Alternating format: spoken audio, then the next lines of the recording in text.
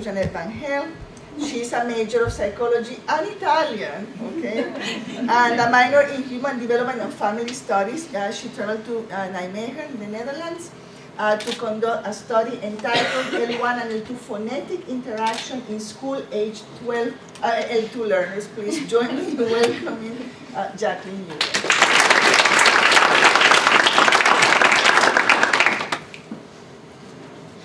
Hi everyone.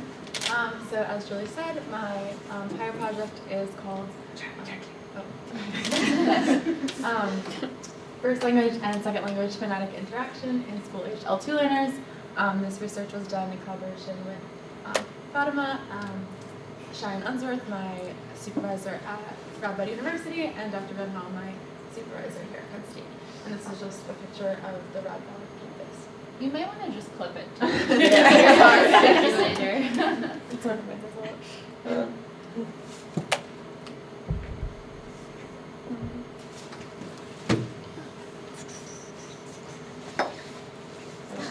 Better. Yeah. Okay. Okay.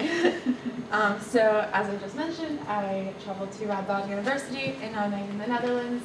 I really had no idea what to expect going into this, but it was such a wonderful experience. I got to travel all across the Netherlands, and these are just some pictures from the city of Nijmegen. Yeah, it was just so wonderful, and I really couldn't have imagined myself anywhere else. So not only did I get to travel around the Netherlands for cultural purposes, but I also had the unique experience of testing child participants in elementary schools. So that took me to a few other places in the Netherlands. Definitely some early mornings, waking up like at 4 a.m., but it was definitely worth it. As you can see in this map, I kind of span the whole width of the Netherlands, but completely worth it because of all that I got to see and because of the data that I got to collect. So moving into the current study, very generally, I'm just interested in how children learn a second language in a classroom setting. This study is an investigation of the early cross-lexical interaction between the L1 and the L2. Specifically, this is looking at the phonetic interaction. And a good way to do this is through the production of cognates and non-cognates. And we did this both in Dutch and in English. And so a lot of the research that's been done on this subject looks at adult L2 learners. So I was kind of interested in this and how this would play out in children because children are developing their L1 and their L2 concurrently. We thought that might lead to unique patterns of interaction. And overall, I hope to inform on the effectiveness of foreign language instruction in a classroom setting to develop more native-like speech. Okay, so before I go into my methods, I just wanted to provide a clear explanation of what voice onset time is, because that is the main point of analysis for this experiment. So voice onset time can be defined as the time between the plosive release and the onset of the vowel phonation. So this is, between Dutch and English, there's a really nice distinction in this voicing. So as you can see, for example, in Dutch, you would see the B and the D produced as pre-voicing, which you can also see in this picture over here. It should be a longer negative voice onset time, whereas the B and the D in English would be produced with a short lag, so like a shorter positive voice onset time. And then, in contrast, in English, P and T would be produced with an aspiration, much longer positive voice onset time. And so, because of this distinction between the two languages, it's a really great way to look at cross-lexical interaction. So I'm just going to go over three main theories that kind of contributed to this study. And just an important point to note is that this data, these graphs are not real. This is just kind of created based on the predictions we would make to kind of give you a visual representation, so that when I do pull up my graph later, it's more easy to connect. So the first theory is the exemplar-based theory. This says that in the L1 and the L2, cognates are predicted to emerge as the average of the exemplar voice onset times of the L1 and the L2, whereas for non-cognates, L1 voice onset time would cognates and non-cognates in the L1 would remain more L1-like with the voice onset time, and non-cognates in the L2 would remain more L2-like. So basically in this graph, you can just see that red for the non-cognates, they're remaining more L2-like or more L1-like, and the cognates are presented as an average. The second theory is the lack of inhibition of the L1. So this basically says that the individuals would be unable to inhibit their L1, resulting in more L1-like voice onset time pretty much across the board. So that's what we see there, more L1-like, more Dutch voice onset time throughout. And so the final theory, inhibition of L1 as a result of experience. This says that with more experience and more exposure to a second language, individuals become more able to create the separation between languages. So in the L1, voice onset time would be produced more L1-like to cognates and non-cognates, and in the L2 it would stay L2-like, as we can see here. Okay, so my participants, I tested 40 Dutch classroom learners of English throughout the Netherlands. I was traveling to 3 different early bird schools in the Netherlands. So the early bird program is an early English language instruction program, which starts teaching English in the equivalent of what would be kindergarten here in the United States through the last year of elementary school, which would be the equivalent of 6th grade.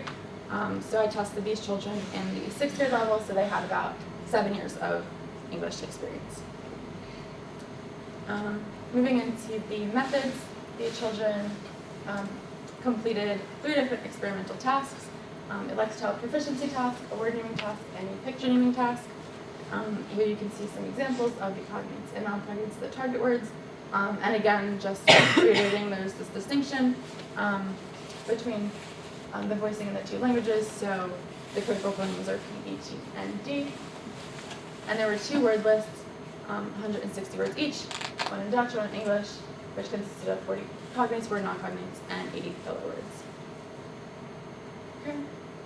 So this is just an example of the picture naming task. So some of the pictures that the children would see in the English and the Dutch. They would see one picture at a time and just name that picture out loud into a microphone. I'll just show you a quick example of 2 of these. Sure. Teacher.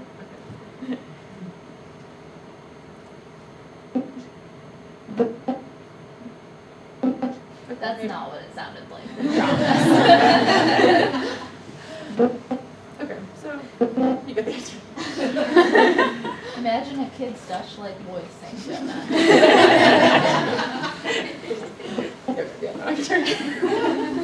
Okay, so moving on. So moving into the results, these are just some the proficiency scores. So you can see that the Lexile scores are a little bit lower. I think just because the Lexile task wasn't necessarily designed for children, that was probably a little bit more difficult for them. So we also scored the picture naming task as a proficiency measure. But the important thing to note from this is that, going back to my earlier point, that children are still developing their first and second language. So we see that even the Dutch children aren't at ceiling for the Dutch proficiency tasks. And so this is, these are my results for 20 participants for the word naming task. This is still ongoing. Voice onset time is very tedious to code, so but so yeah, so here we can definitely see that there is an influence of the L1 on the L2 production. And so going back to the theories that I talked about before, this does look most like the second theory, the lack of inhibition of the L1. It's important to note that between the 4 conditions, there was no significant difference between the cognates and the non-cognates, but there was a significance in between the voiceless Dutch and the voiceless English, showing that not discrediting the exposure theory, so that their second language experience in the classroom may be influencing their production in English.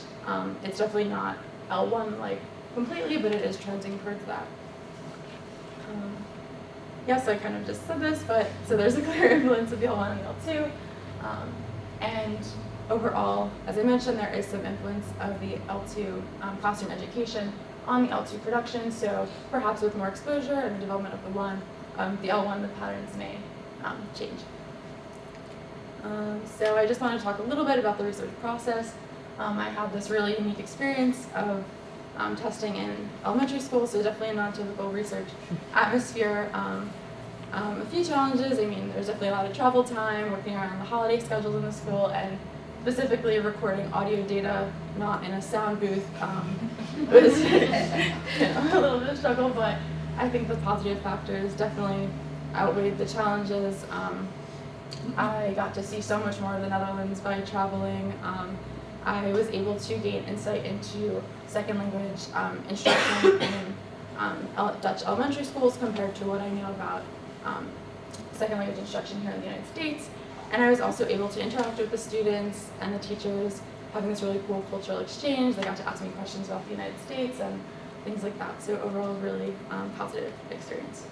And so, yeah, the typical cloud pictures. So yeah, just thank you to everyone, Miriam, Heather, Fatima, Dr. Van Hal, for all of your patience and help throughout this process.